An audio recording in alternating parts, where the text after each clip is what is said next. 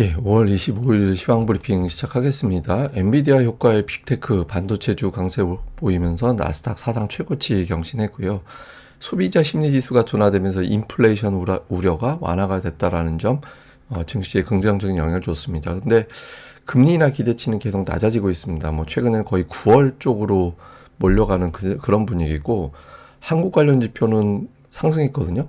이번 주에 처음 올랐습니다. 그러니까 MSCI 한국 지수가 이번 주 들어서 처음 올라갔다. 이거 제가 나중에 데이터 보여드리겠습니다.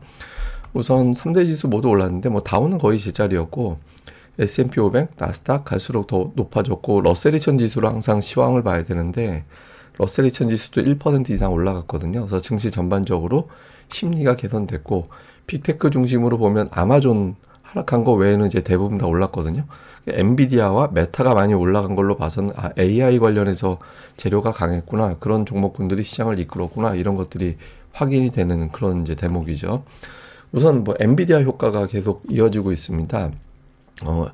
뭐 부정적인 의견도 없진 않았거든요. 그러니까 리스크 요인도 있다, 이런 주장도 분명히 있어요. 예를 들어서 미중 갈등 때문에 중국에 어떻게 판매될지 계획하기가 어렵다. 다음에 그 지정학적 위치 긴장 이런 거 있잖아요. 근데 대만에 TSMC 공장이 있는데 이거 만약에 대만 갈등, 대만 긴장 이런 것들 높아지면 생산에 차질이 빚어질 수 있다, 뭐 이런 주장도 일부 있고, 그다음에 속속 이제 그 엔비디아하고 경쟁되는 기업들이 제품을 생산하기 시작할 때 할 거다, 언젠가는. 그렇게 되면 결국엔 점유가 내려가지 않을까, 점유율 하락되지 않을까, 이런 리스크 요인도 일부에선 제기를 하는데, 이건 뭐 1, 2년 이내에는 닥칠 일이 아니다, 이런 어떤 주장들이 아직까지는 우세하고요. 그리고 또 일부에서는 주식 분할이 상당한 효과를 낼 것 같다. 왜냐하면 S&P 500의 그 기업들의 평균 주가가 220달러래요. 그런데 엔비디아가 분할하고 나면 100달러대가 되는 거잖아요. 그러면 평균 주가보다 낮아 보이니까 주가가 올라갈 수 있지 않을까, 이런 기대가 있는 것 같습니다. 근데 어쨌든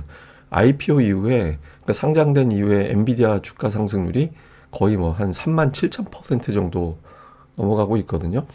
그 테슬라가 35,000% 넘어가면서 고점이 나왔었어요. 그런데 지금 그걸 돌파해서 아주 강한 어떤 시세가 나오고 있는 거죠. 그래서 엔비디아가 이제 테슬라하고는 좀 차원이 다른, 실적이 숫자로 보이면서 좀 차원이 다르게 계속 올라가는 것 같다, 그러니까 이런 주장도 있습니다. 그리고 이날 또 중요했던 게 미시건대 소비자 심리 지수, 기대 인플레이션, 이 지표가 발표가 됐거든요. 그러니까 미시건대에서 소비자들한테 지금의 경제 상황 어때요? 그러니까 소비 어떻게 늘릴 것 같아요? 뭐 이런 거 물어보는 데이터예요. 그런데 4월 확정치가 69.1이 나왔거든요. 그 전달이 77.2였어요. 그러니까 이거보다 뚝 떨어졌죠.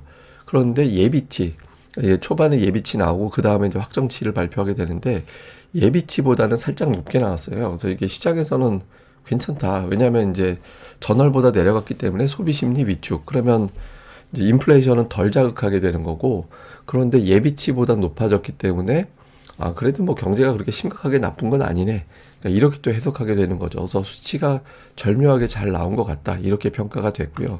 그 다음에 기대 인플레이션, 이건 이제 기대 인플레이션이라는 건 뭐냐면 1년 후에 물가가 어느 정도 올라갈 것 같아요, 뭐 하여튼 대충 이런 거 물어보는 거예요. 근데 이제 4월 확정치가 3.3이었는데 이제 이번에 나온 게 3.3% 나왔거든요. 근데 지난달에 3.2%니까 이거보다 높게 나왔죠. 그런데 이제 월 초에 나왔던 예비치가 3.5였어요. 근데 그거보다 낮아졌잖아요. 그래서 이제 평가는 LPL 파이낸셜 이런 데서는 인플레이션이 어쨌든 완화될 가능성을 높인 지표다, 그러니까 이렇게 이제 평가가 된 거죠. 그래서 이 지표에 대해서 이제 시장에서 처음엔 이게 뭐지 뭐 이렇게 해석했다가 나중에는 인플레이션 완화를 좀 암시하는 그런 지표가 됐다, 이렇게 이제 안도감을 주게 되었고, 이게 이제 국채 금리를 좀 안정시키는 그런 요인으로 작용을 한 것 같습니다.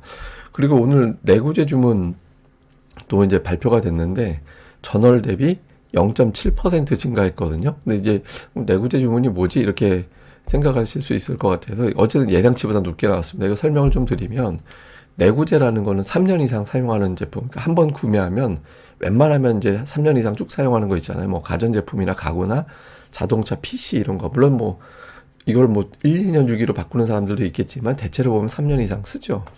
그런데 이거를 이제 왜 중요하게 보냐면, 이제 이게 어느 정도 경제가 되고 소득이 뒷받침돼야 이걸 바꾸게 되잖아요. 안 그러면 웬만하면 참을 거예요. 그러니까 내가 자금 사정 안 좋으면 아이, 쓰는 김에 더 쓰지 뭐 이래갖고 안 사게 되거든요. 그래서 경제가 안 좋으면 이게 구매력이 떨어지게 됩니다. 근데 이게 지금 플러스를 유지하고 있다라는 거는 경제 상황이 그렇게 나쁘진 않다라는 거죠. 그래서 경제는 나쁘진 않은데 앞서 이제 미시건대 소비자 이제 지표에서 나왔듯이 인플레이션 데이터는 조금 진정될 가능성은 있어 보이고 이렇게 이제 나오다 보니까 지표 딱 보고 투자자들이 아유 그 인플레이션 걱정을 오늘은 좀 덜어내도 되겠다 이렇게 이제 평가를 했던 것 같습니다.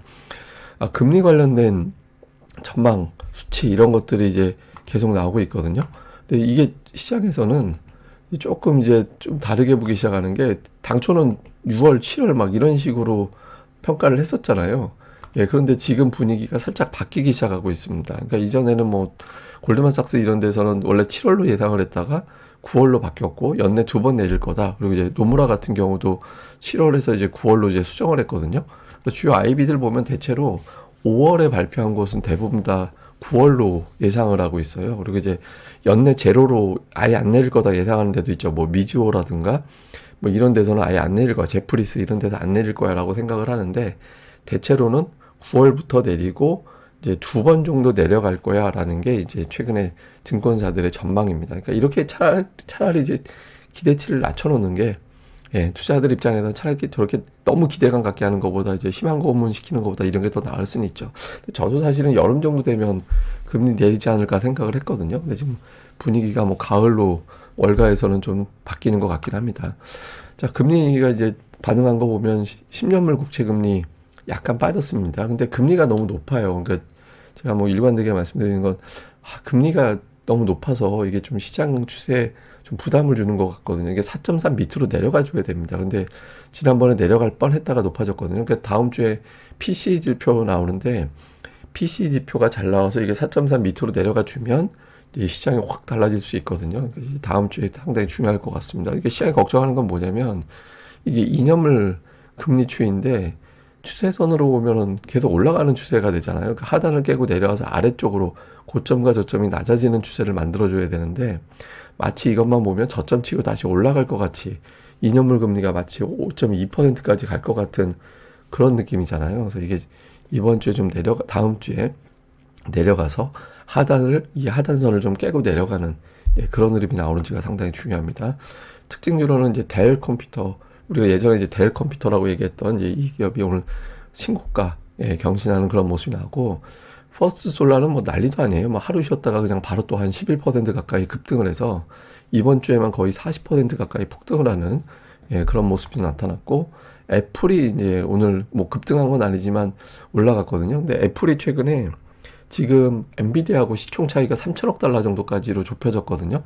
2조 9천억 달러, 엔비디아가 2조 6천억 달러 네 정도. 그래서 지금 좁혀져 있는데 오늘은 AI 폰이 이제 기대치를 자극할 것이다. 이런 분석이 나왔어요. 그러니까 주가를 한 3, 40달러 정도 높일 수 있다. 그래서 목표 주가를 275달러로 웨트푸시에서 상향을 했거든요. 그래서 좀 애플이 도망가고 엔비디아가 따라잡는데 엔비디아가 따라잡는 속도가 좀 빠르죠. 근데 이게 이제 과연 그걸 허용할 거냐.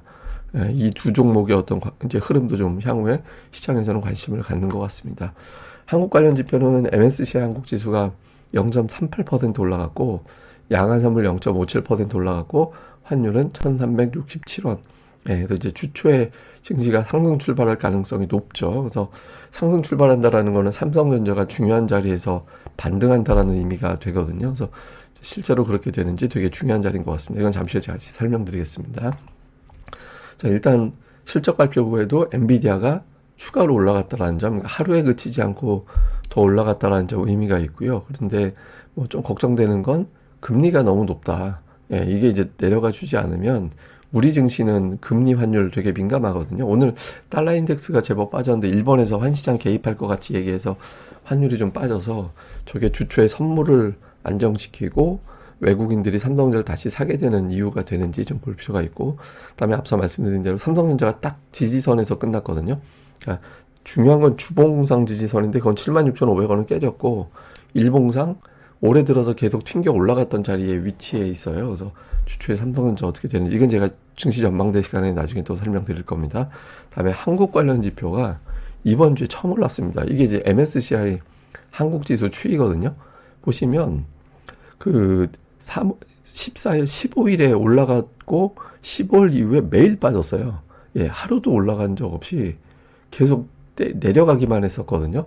그러니까 거의 뭐 저 6월 15일 이후에 처음 올라간 거니까 날짜로 치면은 거의 10일 만에 예, 그러니까 이제 처음 올라간 거예요. 그래서 한국 관련된 데이터가 그동안은 투자자들 특히 외국인이 좀 조심스럽게 보고 있다가 뭔가 좀 분위기가 바뀌나 보다 이런 어떤 평가를 내렸다 이렇게 해석될 수 있는 거죠. 그러니까 엔비디아가 올라간 날도 MSCI 한국 지수는 마이너스가 났었거든요. 그래서 주초에 이제 우리 증시가 플러스로 돌렸을 것 같은데 근데 이제 삼성전자가 중요한 위치라서 삼성전자 아주 넉넉하게 바뀌어야 됩니다. 그러니까 개인적으로 그런 생각이 있어요. 그러니까 너무 이상하게 노이즈가 많으면 역으로 또 의심이 되거든요. 그러니까 일단 삼성전자가 바보형 모드에서 다시 풀리게 되는지 제가 이제 가끔 삼성전자 부진할 때 이제 동네 바보형이라고 표현을 하고 근데 그게 계속 바보형이 되는 게 아니라 좀 돌아선다. 그러면 이제 다시 제정신 돌아왔다 뭐 그런 표현 하는데 어쨌든 주초에 삼성전자 역할이 상당히 중요해질 것 같습니다. 사실 오늘 준비한 건 다른 게 또 있는데 이거는 제가 다음 시간에 설명드리도록 하겠습니다. 예, 아이고 주말들 잘 보내시고요. 이게 건강이 되게 중요한 것 같아요. 저도 가족들 건강 이슈가 있어갖고 요즘 병원 되게 자주 다니는데 건강할 때 관리 되게 잘해야 됩니다. 그러니까 본인들 그리고 이제 가족들 좀 이것들 은근히 빈말로 듣지 마시고 꼭 좀 다들 잘 챙기셨으면 좋겠습니다. 예, 그럼 하루 또 잘 보내시고요. 저는 다음에 뵙겠습니다. 이 방송 구독하기와 예, 좋아요까지 꼭 좀 많이 부탁드립니다. 감사합니다.